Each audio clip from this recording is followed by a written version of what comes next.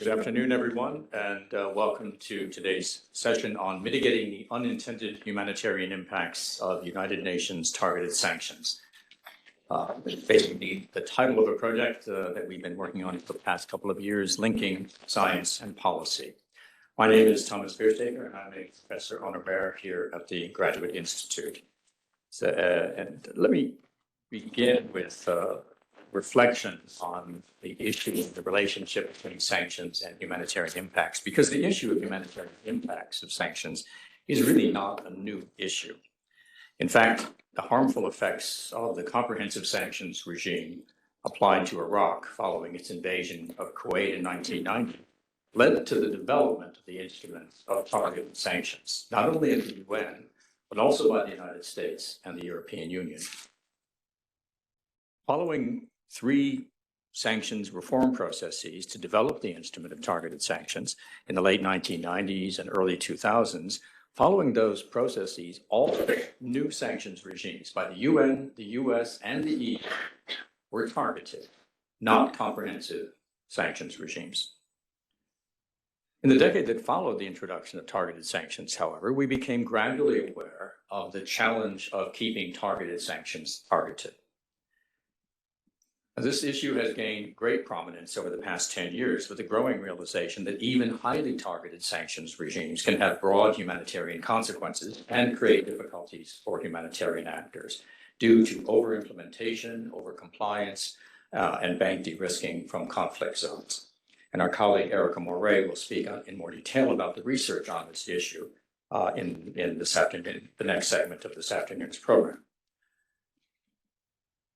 Now, a group of us here at the Graduate Institute have been studying the instrument of UN targeted sanctions for the past 15 years, and we've produced not only briefings and trainings for public practitioners, but also a university press book and an app largely designed to disseminate the results of our research to the policy community.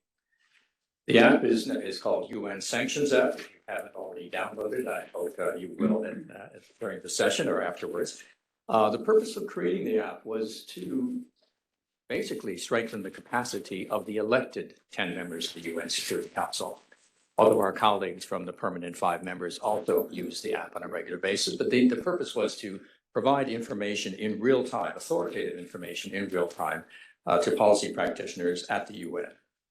The app is downloadable for free, I might add, at the Apple Store or from Google, as well as there's a web identifiable at unsanctionsapp.com. It's not a commercial enterprise, but it should be .org. But nonetheless, that's how we initially organized it. Now, given the growing use of the app by governments, the UN Secretariat, journalists, and scholars, as well as growing concerns from the humanitarian community about the unintended effects of targeted sanctions, we approached the Geneva Science Policy Initiative with a request for support to modify the app in ways that would be useful or could be useful to the humanitarian community seeking to ameliorate the potentially harmful effects of UN sanctions. And we're extremely grateful to GSPI, who's here today with us, for their support in this effort. So over the course of the past 2 years, we entered into a partnership with the Norwegian Refugee Council, drawing on their extensive experience and extensive networks, I might add, to explore ways to modify and add new features to the app that could address some of the challenges of keeping UN targeted sanctions targeted. We convened an inception workshop with representatives of the sanctions and humanitarian communities to explore the challenges and obtain suggestions about what might be useful information that the app could provide to the humanitarian community. That was followed by the formation of a working group, a small working group to discuss in more detail how to proceed with modifications, what the priorities were, and how the app could be modified in appropriate ways. And I'd like to thank participants of our working group, some of them I think are with us online today, over the course of the past 2 years for their time and innovative suggestions for us. Now, this afternoon's event is an opportunity to report on the changes we have made to the app, but also to identify some of the new initiatives that this partnership with the NRC has actually led to, because we've gone beyond just modifications to the app, as you'll hear in a few moments or later in the hour, and some of the ideas that came out of our partnership with NRC and the working group that were developed out of those discussions. So After this brief introduction, Erica will give a brief overview of the literature on the humanitarian effects of sanctions. Then we'll be joined by our colleague, Susanna Hudakova, who will describe the modifications we have made to the app up to this point. That will be followed by a presentation from our principal research assistant on the project, Leo Chen, sitting here to my right, and by NRC's project coordinator, Sharice Chadwick, to describe the new platform that we have created beyond the adjustments to the app. So the platform that we created to continue the work of this GSPI-inspired project. The platform is the outgrowth of suggestions from our working group meetings and contains an up-to-date bibliography of research studies relevant to the issue published within the last 10 years, and very useful links, I think, to UN government websites and government websites, as well as implementation assistance notices to facilitate humanitarian exemptions. And we'll conclude the afternoon with a panel discussion on the implications of, I think, the significant policy reform represented by the passage of UN Security Council Resolution 2664 last December, and the important parallel actions that have been taken by the US government just last month. To my knowledge, this is one of the first high-level public discussions of these important policy developments, and we have a distinguished panel from the UN, member states, and the humanitarian community to give us a preliminary assessment of these recent reforms. So that's, in a sense, the program, the purpose of what we're trying to do in this next 2 hours. And let me turn things now to my colleague, Erica Moret, who's a senior fellow associated with our Global Governance Center here at the Institute, and as well as I do, teaches a course on sanctions for us here. So Erica, please. Thank you very much, Tom. I would also like to issue a very warm word of thanks to the Geneva Science and Policy Interface for this very generous funding that's allowed us to come together and bring really the policy world and the scholarly world around one table to work on a topic that affects so many communities around the world. And also very warm thanks to Norwegian Refugee Council, who I've had the pleasure of working with on a number of different projects now for a few years, and also the Graduate Institute for supporting the project. I personally have been working on sanctions for around 20 years now, and specialising in the humanitarian sanctions debate for about 10 years. I split my roles between academic research into these topics, but also engaging closely with the policy community, and that's to say different UN agencies, the European Union, various governments, and the NGO community. And what has become clear over the course of my work, and I think many of my colleagues as well, is that there are certain gaps in the efforts that are going on at the moment from the academic side and also in the policy world. And one of those gaps that we identified is that there's many initiatives going on behind the scenes in terms of government action and in organizations to try and address some of these issues that we'll touch on today. But sometimes access to the latest research, to useful tools and resources is one of the challenges in having readily available information to hand that can be useful in some of these policy changes. And so this is one of the objectives of our project today. So I just touch on some of the research that we've pulled together that we hope will be useful to the policy community more widely, and also serve for inspiration for future academic research as well. So as Tom already alluded to, it was now 20 years ago that targeted sanctions were first created as a response to the outcry that was associated with the humanitarian implications of UN sanctions on former Yugoslavia, Iraq, Haiti, and also on US sanctions against Cuba. And what we've seen, though, is particularly in the last 10 years, but in recent years in particular, a number of the humanitarian concerns associated with sanctions have again come under the spotlight. And there are a number of reasons for this. The first is that there are increasingly multiple overlapping sanctions regimes in place around the world, sometimes UN measures which are overlaid with autonomous or unilateral sanctions in certain countries. In addition, we see a range of other regulations that are frequently adopted alongside the sanctions. This could be to tackle money laundering, financing terrorism, they could be counterterrorism regulations, export controls, and so on. And this adds to the complexity of the compliance landscape that companies and NGOs have to navigate in the current time. We're also seeing a return to broader sectoral sanctions in certain countries. This may include strategically important sectors such as energy and finance, central banks, and so on.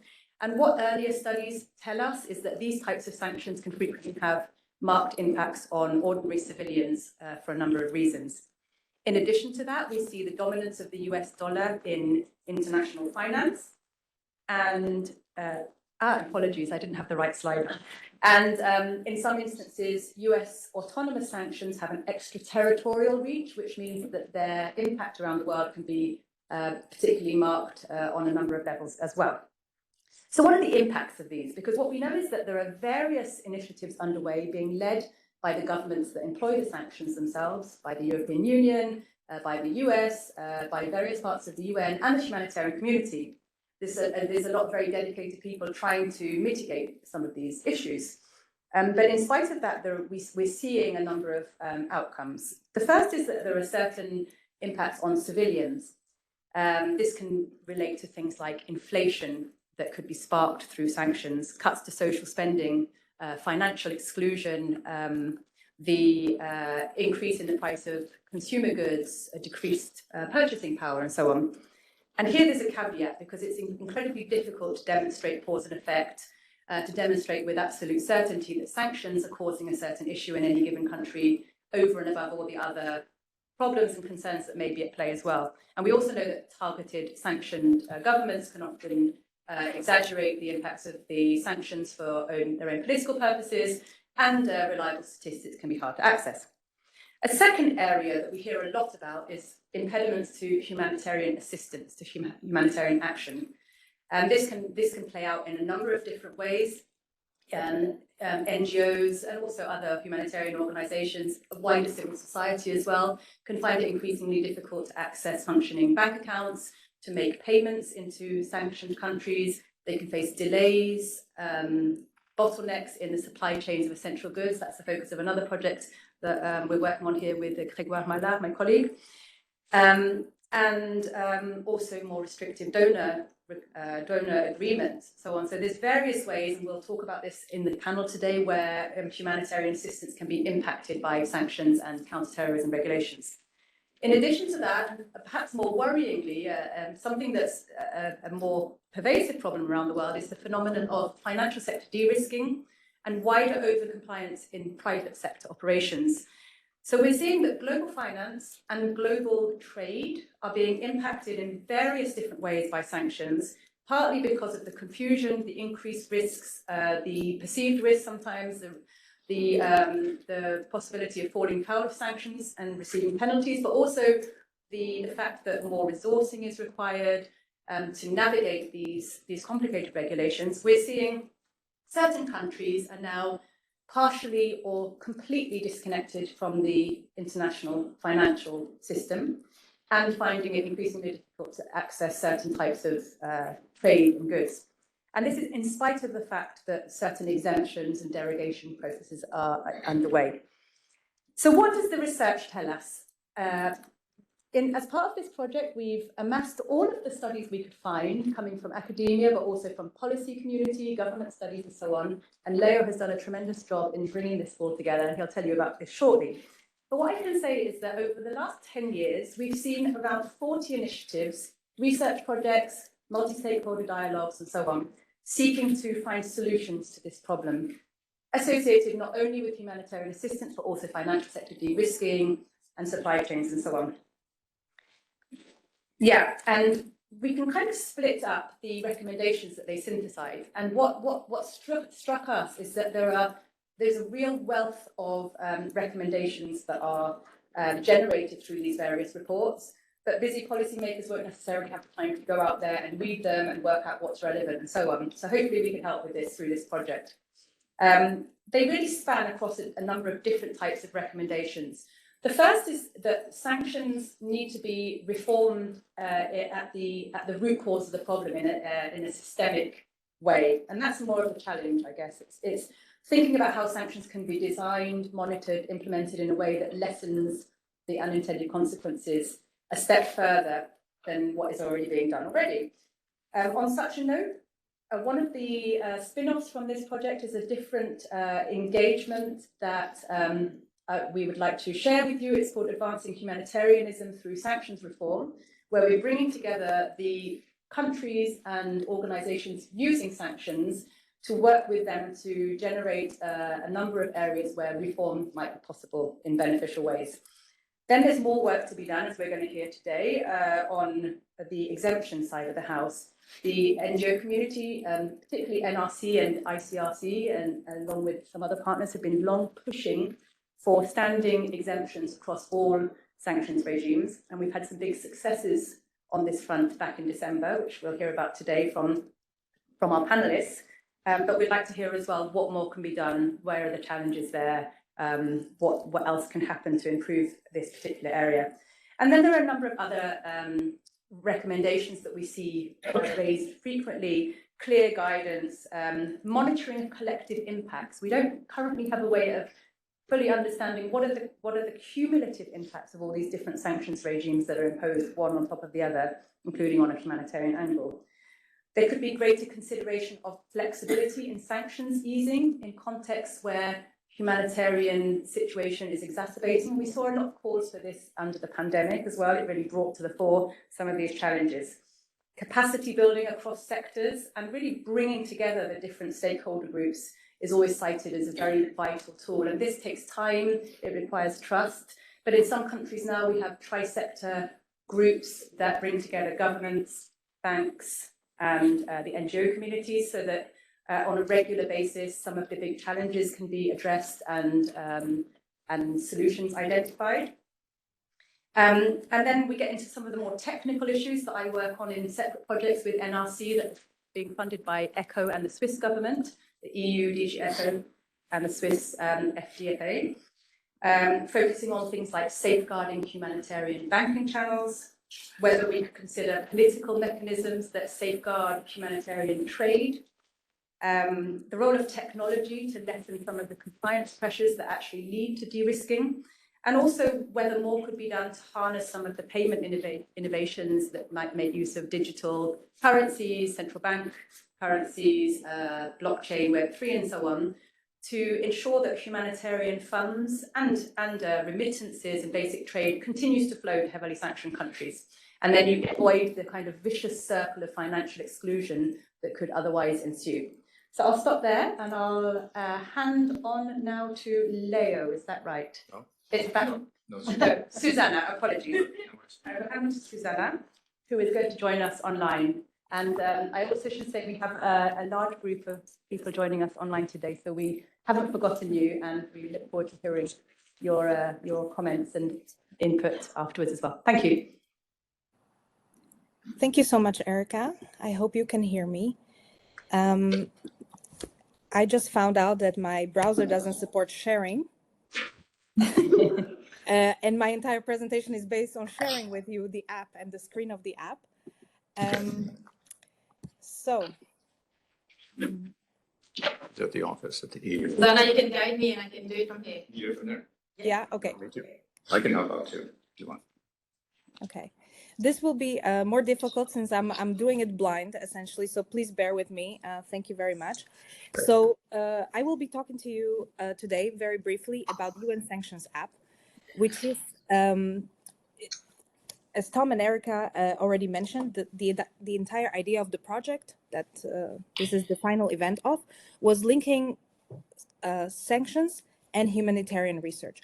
But it's also about linking science and policy. And this is exactly where the app is coming from. So there have been a multi-year project on analyzing the effectiveness of the sanctions imposed by the United Nations since the end of the Cold War.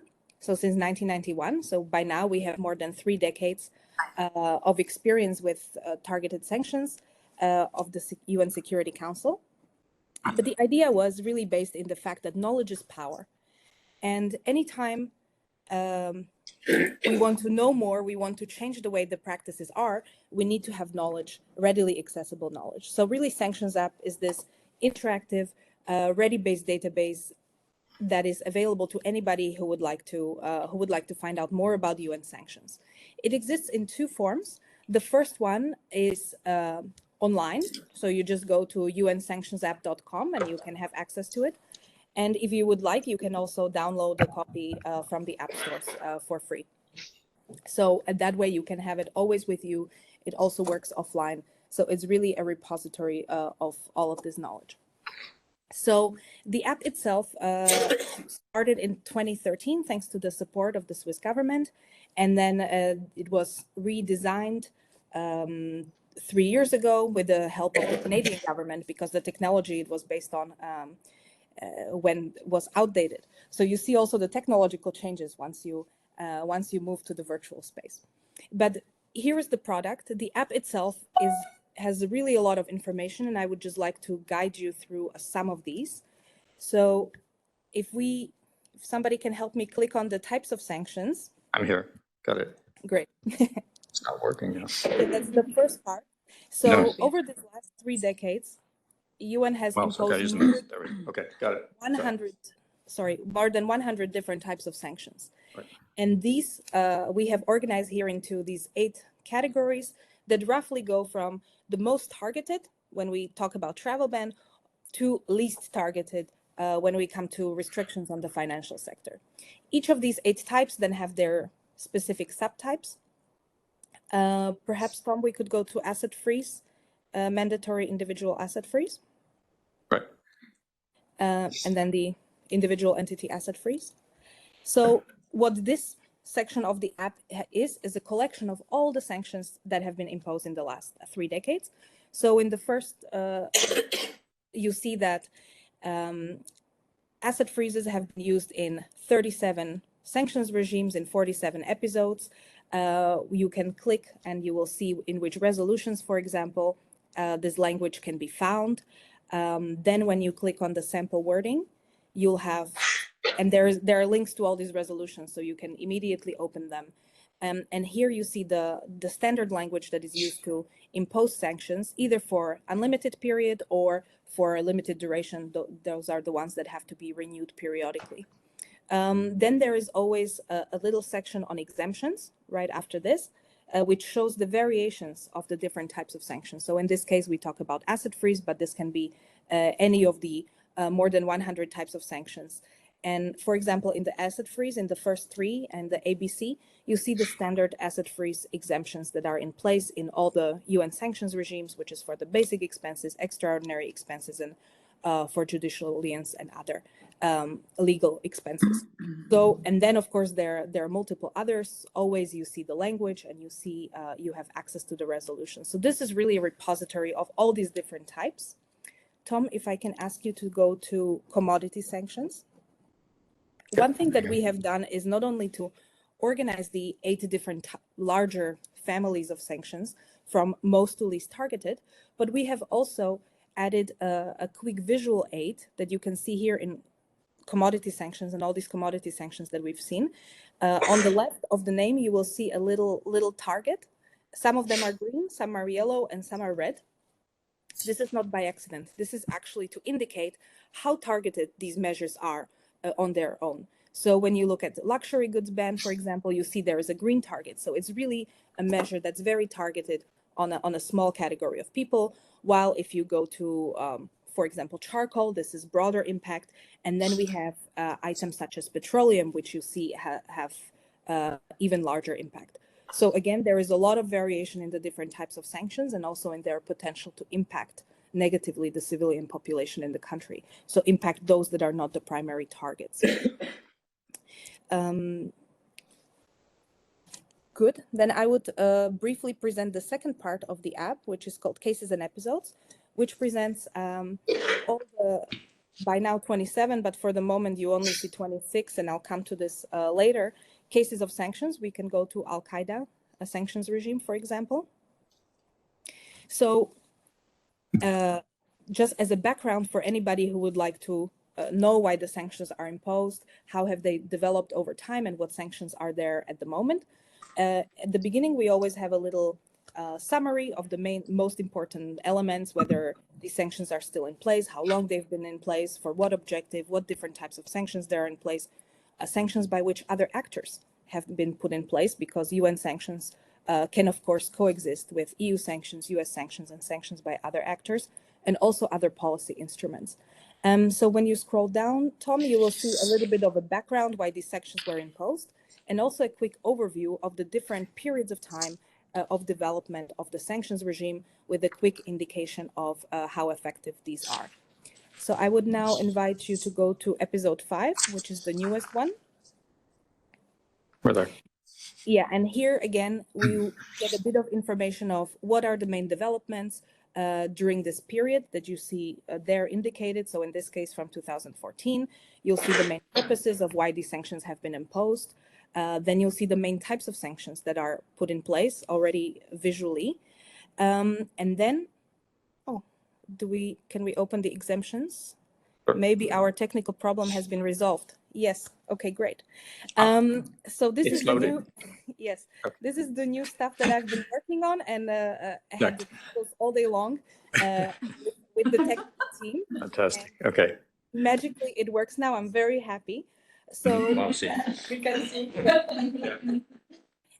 what we've added now, and this is, I think, of particular interest to the humanitarian community, is direct links to the newest information about which exemptions exist, because all the sanctions have exemptions for specific cases. These can be quite technical. You need to know for which particular cases, you need to know the procedures. And so we've added the links to the UN Security Council website that allows you to always access the newest information with the newest details on all of this. And also a little note, as you know, there will be a debate on 2664.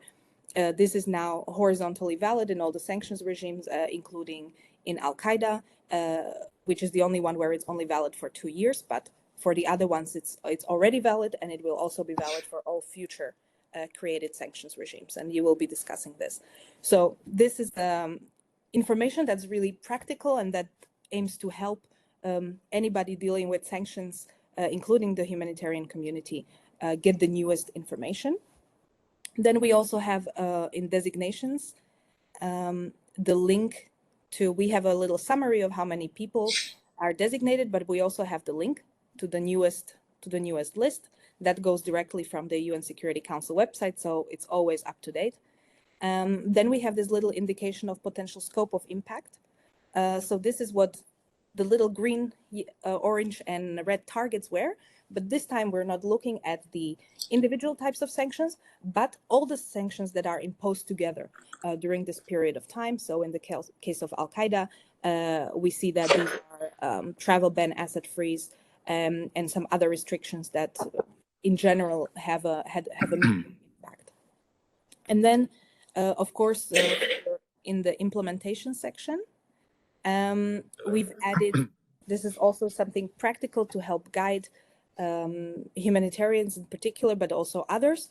So in the case of Al-Qaeda, the Al-Qaeda Sanctions Committee has published a certain explanation of terms of what exactly is meant by asset freeze, by travel ban, by arms embargo, what falls under, what doesn't. So these these are not guidance notices, but they act as such. The links are here.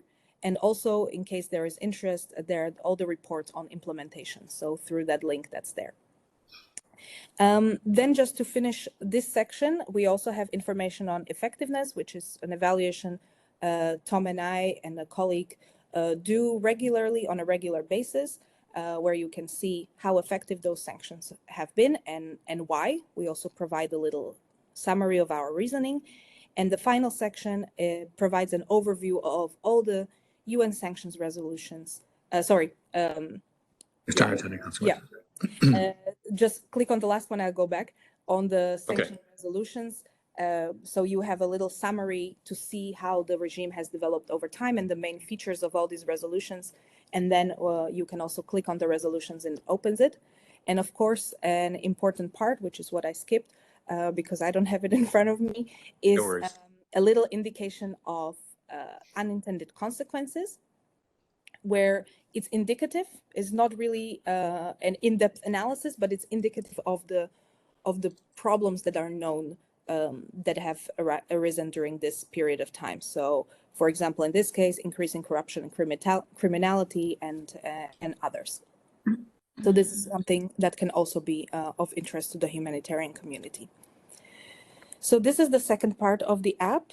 Then, Suzanne, if I could Yeah. just interrupt for a second, just to let people know, when you go to the UN Resolutions Guide, it's not only a summary of the substantive and procedural changes in each resolution, but there's a direct link to the resolution. And those of you who use the UN website will find the app is much faster to get access to the UN Security Council resolutions. The main changes, though, that are really quite significant are these additions under implementation and all of these links. So what's been added to this project is the direct access to these links, everything from explanation of terms, monitoring team reports, but also implementation assistance notices, which also provide details for humanitarian actors. Sorry, Yeah. please continue. Sorry. indeed, so that all the information is always up to date, not just when we When update we the update, app, exactly. and it's all in the same place. So all the information can be accessed there. If I can As long ask, as the UN is up to date, that is. which we trust the UN to do very, very fast. We know they do work very hard on this. Exactly. If you could go to, Designing? Yes, Got it. Okay. designing sanctions.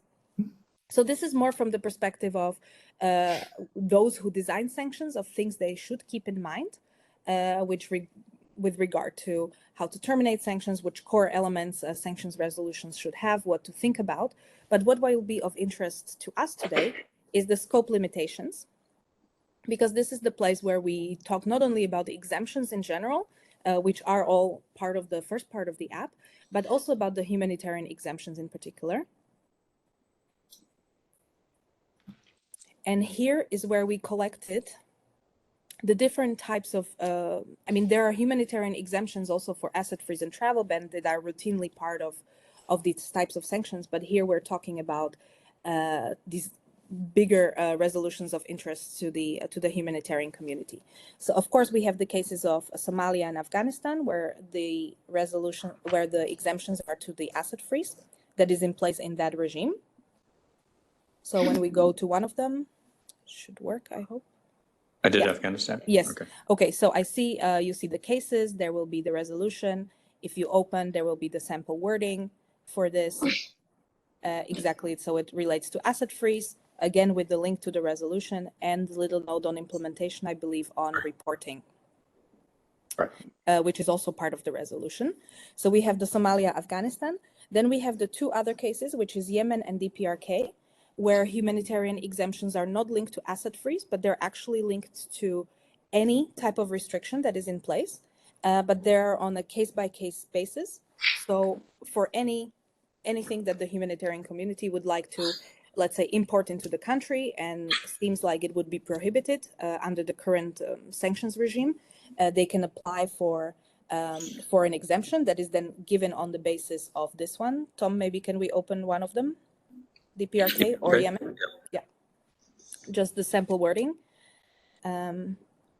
Just to see that indeed it's case by case. So it's not asset freeze, but it's all the restrictions that are there.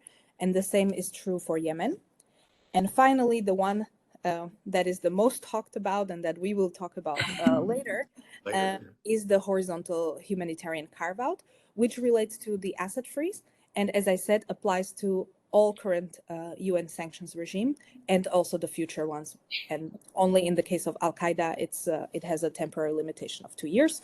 So here, when you click on the sample wording, for example, it shows the unlimited version and the time-limited version. And then it also provides further clarification by what is meant by this.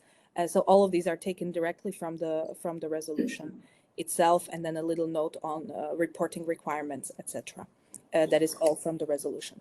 And then in the cases you see already 14 country regimes are all clicked because it's applicable everywhere. And then I would just finish quickly because I'm mindful of the time I'm allocated, because there are many more interesting things that are coming out of the project. But maybe I would just also show you the filter and the potential impact on the population, indeed, where you can see all of these different sanctions regimes analyzed by the different objectives that you have. So, for example, if you want to know in which cases there is a little impact, there should be little impact beyond the population, you can click and it immediately shows you. You can combine this with effectiveness with all the other sanctions purposes, objectives, etc. So this is a quick tool of reference. And finally, I would say just let's go to facts. Okay. The Hang fact on. section just provides a quick overview of the main things. Here is an interactive map. I believe on number 9, we have the information about this potential impact. So I've showed you in Al-Qaeda episode 5 how it was moderate. And so overall, in all the 80 episodes of the 27 sanctions regimes that we have there, we see that in 14% of the cases, only individual asset freezes and travel bans have been in place. In 60%, we also have in place some relatively targeted sectoral measures. That would be arms embargoes, diplomatic sanctions, or sanctions on commodities that have limited impact. And in 26% of the cases, which also includes the comprehensive sanctions of the 1990s, because this is a figure for the entire past 32 years, we have sanctions that have been significantly so broad that there is that they have had quite negative unintended humanitarian consequences. So this is indicative based on the design of the sanctions. Of course, an implementation of it is another thing. And then finally, I would just point you to the guide, because anytime you're using the app and you have questions about what exactly do we mean by this or that, you can go to the guide, which is the last part, and get all the explanation of terms that you might be missing. So I will leave it here and maybe just say that during the work that we've been having, the dialogue between the humanitarian and sanctions community, trying to understand what the needs are and what we could provide. So these are the things that we were able to integrate into the UN sanctions app, because they were related directly to UN sanctions. But obviously, as I said, multiple sanctions regimes coexist at the same time. And so we have gathered a lot more important links, including to the UK OFC or to the US OFAC in terms of exemptions, their licenses, etc. And so this will be made part of the other products that will be presented after me. So thank you very much. I will leave it at this. And thanks for your patience also with this disconnected presentation. Not disconnected at all, Susanna. Thank you very much. I'm glad to be your research assistant. It's nice when one of your former students makes the professor into the research assistant. That's a nice touch. And now you see what we've been able to do. And it's also an indicator of the wonders of technology, because when I came into this room an hour ago, it hadn't launched properly, and we thought we'd give a very different presentation. So thanks to our programmers, Bratislava, to Susanna, for putting all the inputs in, and there it is. We're happy to take questions later. So that sanctions app, but as I said at the outset, in this collaboration with NRC and with our working group, we found useful suggestions coming from the participants that really went beyond what we could do within the app. You can see we've already made quite a few adjustments, and hopefully these are adjustments that will be useful for the humanitarian community. But it's actually led us to launch a couple of other projects I mentioned in the introduction, one of which is an extensive bibliography of all the research that Erica summarized heroically, given the number of different research projects and ideas and methods of analysis. But beyond that, also further links, and this is really a segue to something that will continue beyond the app, but actually will be carried on by NRC going forward. So let me turn things over to Leo and to Cherise at the table, and I'll leave it open.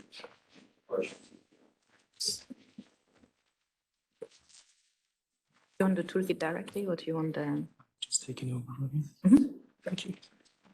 Thank you, Tom, for introducing me. Hi, everyone. Thank you very much for joining us today. My name is Leo Chen, and I work on this project as the research assistant, mainly responsible for developing our online database on the humanitarian impacts of sanctions. Currently, our database contains over 150 entries of literature and more than 50 policy documents. And I will now give you a brief tour of our brief database and show you how to use it properly. So now,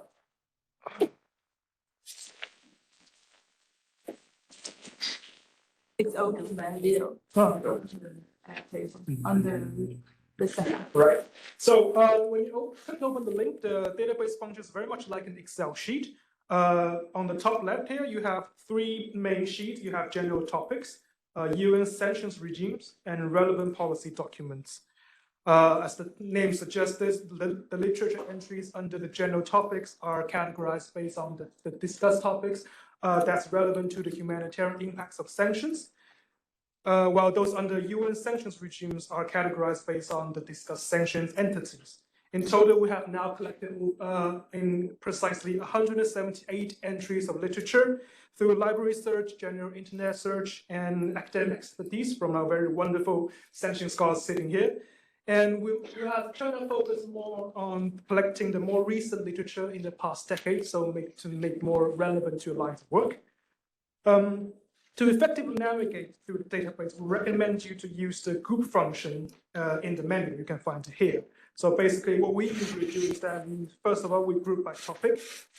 So now you can see that all the literature are grouped by the topic we discussed. And then furthermore, you can also, additionally, you can group by type of resources. So right now we have 3 types of literature contained in the database. We have academic text, NGO policy report, and international organization/government studies. Each literature contains information about its title, author, published date, sources, and a direct link for access, and then a built-in extract of information about its content. You can we have also a built-in search button that you can use to conduct keyword search. So for example, if you want to know more about, let's say, over-compliance, you can just type in over-compliance in the app, in the database, and then the relevant literature that has contained the relevant keywords will be highlighted and you can access directly on this on the base. Now, if you go to the second sheet, the literature categorized by UN sanction regimes, they work in a similar manner, but we have conducted research on every case of UN sanctions, and we're looking for specific studies on the humanitarian consequences of UN sanctions on these countries or entities. We now have all the cases except for Haiti, Cote d'Ivoire, Guinea-Bissau, Lebanon, Libya, South Sudan, and Yemen due to lack of current research. And finally, the third sheet called relevant policy documents. They contain links to policy documents found on UN Security Council website that we think are of use to humanitarians when they're navigating through UN Security Council sanctions. They're mostly explanation of terms, also implementation assistance notices, as well as extensions currently in place. We have grouped them by topics as well as by their discussed we have grouped them according to entities, according to topics, and then about their content as well. So you can see they're labeled in different colors, whether they're talking about humanitarian actions, asset freeze, general information, etc., etc. I hope that this database will be of use to you in your lines of work. And if you have any questions, feel free to ask, contact us, email, or to further improve this database. And additionally, we are now looking to include more links on the relevant policy documents. In the coming few days, we're going to put on links from, for example, United States OFBAC or EU or UK OPSI. Relevant links will be up there as well. And thank you very much. Now, get forward to my colleagues to listen. Thank you. So really impressive work that our academics have done. It's been really impressive to watch a group of academics put together a bibliography online. I think it's the most engaged group I've seen in a long time. So thanks very much. I know a lot of work has gone into this.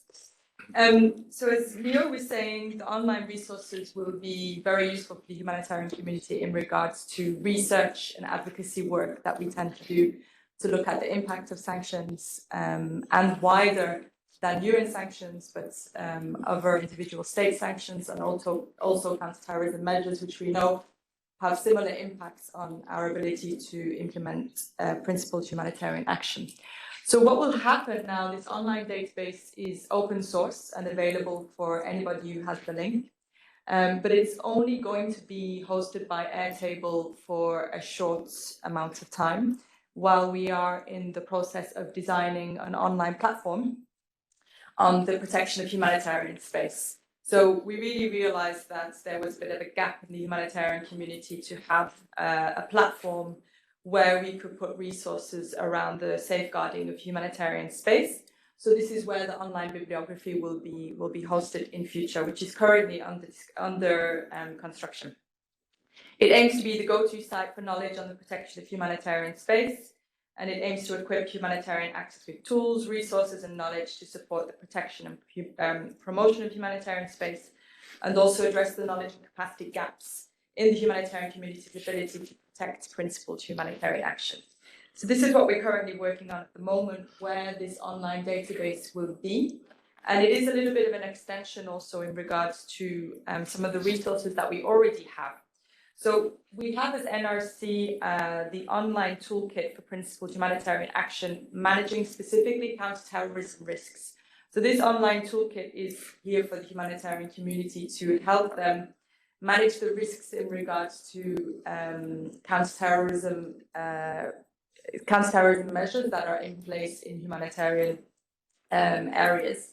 So what we've got is, if I can show you, already we have the toolkit online, and this has been around for some time now and was updated 2 years ago. And this is generally what we train humanitarian organizations on through INGO forums to help them as organizations managing the risks where they're in areas where sanctions are in place and counterterrorism measures. So we're actually in the process of extending this now to include specifically sanctions regimes, including UN sanctions as well. So this will be launched towards the end of this year. But at the same time, if I can go back to my presentation, yeah. Also at the same time, the revision of this toolkit will also include something called the Access Knowledge Hub. So this is actually part of NRC's internal online platform where, as many of you know, NRC works a lot in access negotiations in the field through access working groups. And we've put together internally lots of resources to help different organizations in managing their access in the field. So this will be part now of the platform and online for public use. And then in addition to that, we're actually developing something called the Access Working Group Toolkit, which is basically a resource for access working groups in the field to basically help them navigate and improve access for humanitarian organizations. There'll also be research in regards to the perception of non-state armed groups towards humanitarians, and there'll also be training modules on engagement with non-state armed groups. So these sorts of 3 areas of resources will be put on the platform available for open use going forward. And Leo's bibliography will also be based on there, and we'll be adding to that as and when necessary. That is to come this year. So hopefully by around August time, we'll be ready to launch the online platform. So we will keep you updated on this. I think now I can probably hand over to what is going to be the most interesting part of today's session, maybe. What I know a lot of us are here to listen to, and that's the panel discussion in regards to the resolution 2664, which is obviously the biggest Christmas present that all of us were waiting for this year. So with that, I will hand over to Erica Moray, who will be managing the panel discussion. And yeah, thanks so much.